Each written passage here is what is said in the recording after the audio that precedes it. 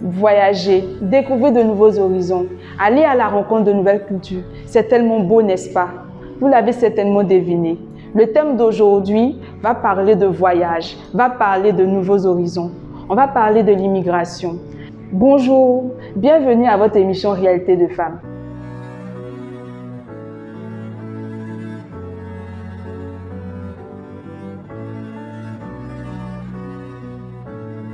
Jeune ivoirienne, migrante de retour depuis 2016, mère de 4 enfants. Bon, déjà, j'ai le niveau terminal A, et j'ai arrêté les études par manque de moyens, juste après que papa ait pris sa retraite anticipée. Et suite à ça, étant l'aînée d'une famille, bon, pas vraiment l'aînée, je suis la 3e d'une famille, mais vu que mes 2 grandes sœurs, c'est-à-dire les jumelles que je suivais, sont décédées, je me suis retrouvée à être aînée de force. Donc, c'était vraiment pas facile pour moi, vu que papa avait pris sa retraite anticipée. Maman avait perdu son activité qui lui rapportait de l'argent afin de pouvoir nous aider. Chose qui ne se faisait pas vraiment de façon naturelle. C'était vraiment avec beaucoup de force, beaucoup d'énergie, beaucoup de travail.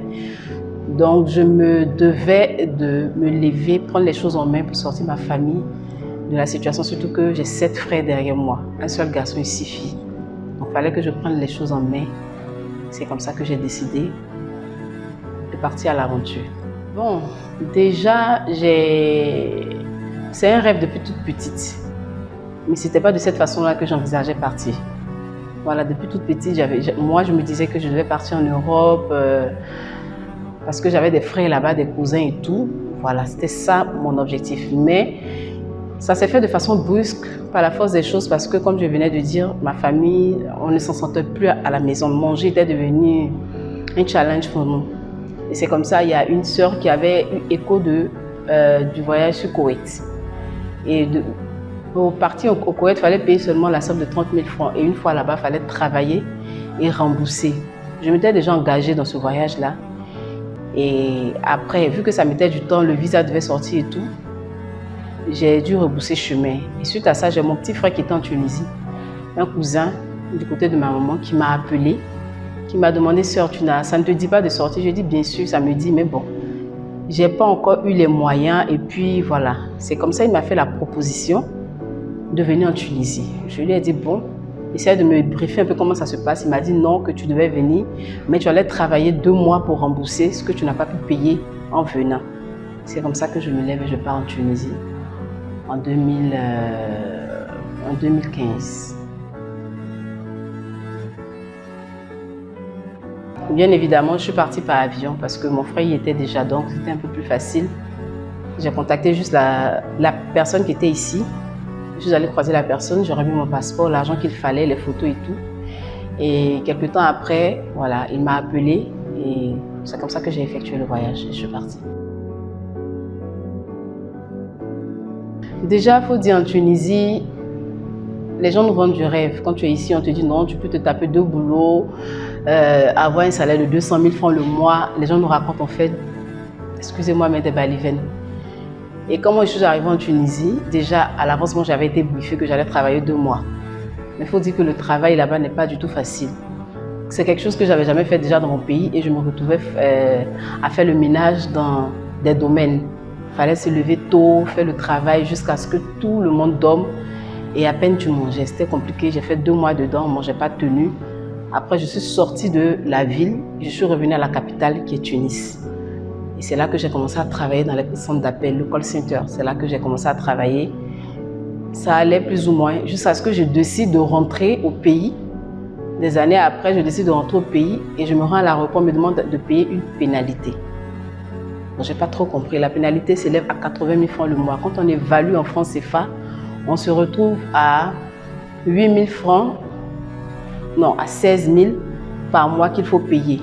Et pour une personne qui a fait 3 ans, comptabiliser 16 000 fois 3 années que je devais verser à l'aéroport avant de sortir du pays. Je trouvais que c'était toutes mes économies, c'était tout mon travail que je devais déposer. Donc ça ne m'arrangeait pas. Donc du coup, j'ai fait des achats que j'ai fait venir à ma marade qui a revendu ça pour moi. Le projet était qu'elle me ramène l'argent pour que je puisse encore retravailler et ramener les articles. Donc chemin faisant, il y a une amie qui est venue me voir un jour à la maison chez moi pour me dire qu'elle a eu un circuit pour aller en Italie. Je lui ai dit franchement, moi, cette histoire d'eau là, j'ai peur. Voyager sur une voie où il n'y a ni branche, il n'y a ni arbre, au cas où il y a un danger, comment ça, où s'accrocher, moi je ne peux pas prendre le risque. Elle m'a dit non, c'est quelque chose de facile et tout, parce qu'elle avait une personne qui lui avait envoyé des vidéos. Ce que les gens ne disent pas, c'est que ce sont des vidéos pour des gens qui sont déjà arrivés à bon port. On ne nous montre pas ce que les gens vivent pendant le parcours. Donc elle a été tout de suite accrochée, elle est partie. Quand elle est partie, il y a encore 3 autres amis qui sont partis. Tout le monde est rentré de façon vraiment spectaculaire. C'était tellement facile que j'ai dit, bon, tiens, pourquoi ne pas aussi essayer? C'est comme ça que je décide de tout abandonner à Tunis. Je vends tout dans ma maison, je me lève, je décide de prendre la route pour me rendre en Italie. Déjà à Tunis, quand tu veux effectuer le voyage de Tunis en Italie, tu ne dois pas avoir de papier sur toi. Donc la limite c'est à Ben Gaden, c'est-à-dire la frontière Libye-Tunis.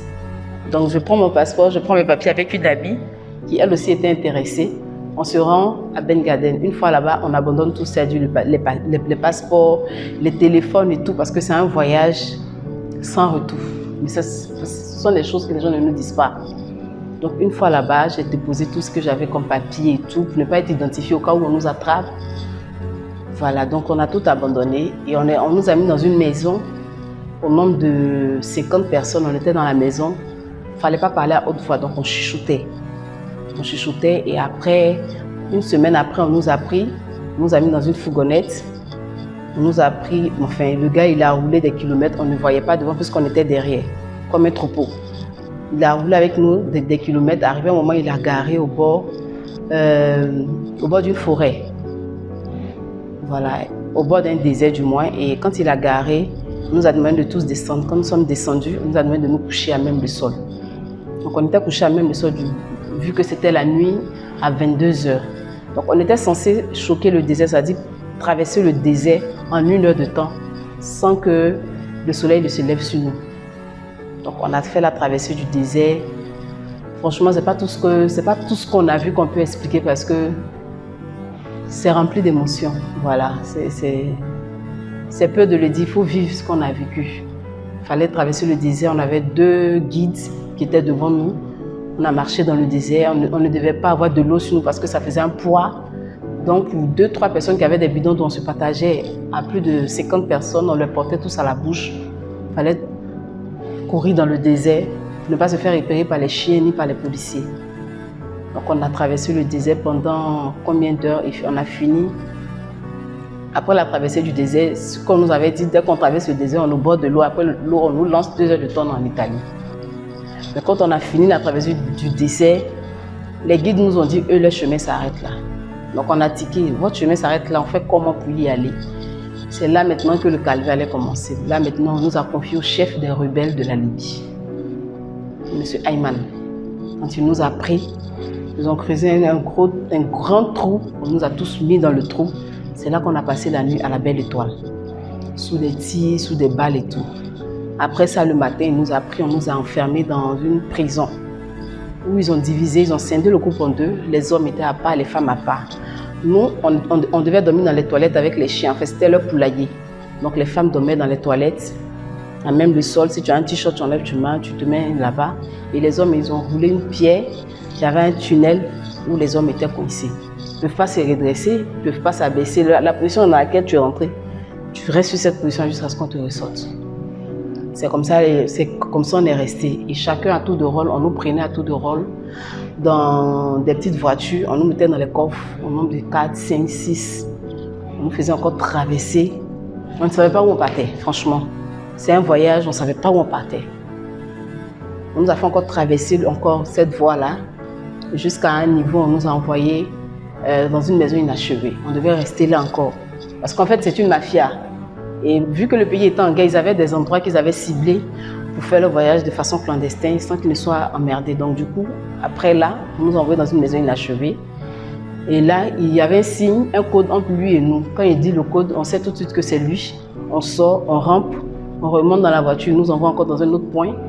On nous a envoyés de coin en coin jusqu'à ce qu'on arrive au bord. Et arrivé au bord de l'eau, on était censé nous lancer Normalement, peut-être 2 jours après, on s'est tapé plus de 4 à 5 mois dans le campo parce que c'était un campo de rebelles. Et ils avaient promis qu'on devait partir, mais il se trouvait que le chef du campo qui s'appelait Zabrata, d'où le nom du campo, c'est-à-dire que c'est un chef rebelle, un autre chef rebelle qui a donné son nom au campo. Donc Zabrata qui n'avait pas payé des taxes soi-disant pour des bateaux qu'il avait déjà lancés. Donc c'est nous qui étions restés. Sinon on devait payer les pots cassés pour ce qu'il n'a pas payé comme remboursement. Donc on est resté dans le campo des mois. Vraiment, c'était la ville de Sodome et Gomorrhe, quoi. Voilà. Pour ceux qui lisent la Bible, qui connaissent la ville, qui connaissent l'histoire de Sodome et Gomorrhe, c'est exactement ce qu'on vivait là-bas. On entendait des grincements de dents pendant que d'autres pleurent. On est arrêtés. Il y a d'autres qui se font enterrer sous nos yeux. Il y a d'autres qui se font lécher, se font tabasser parce que c'était une ville de hors-la-loi. C'est hors-la-loi. C'est-à-dire que chacun est libre de faire ce qu'il a envie de faire. Et il n'y a personne pour réprimander l'autre. Non, chacun vit comme il le sent. On a vécu dans ça des mois.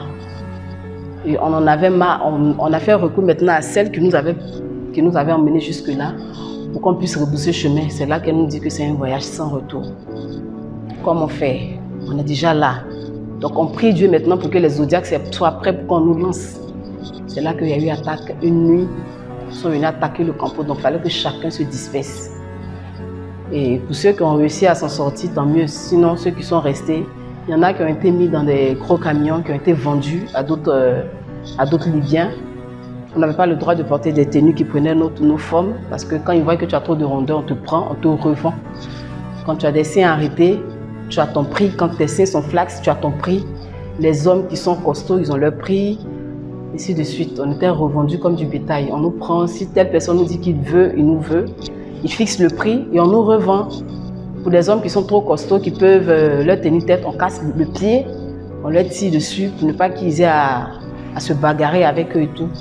Franchement, on a broyé du noir.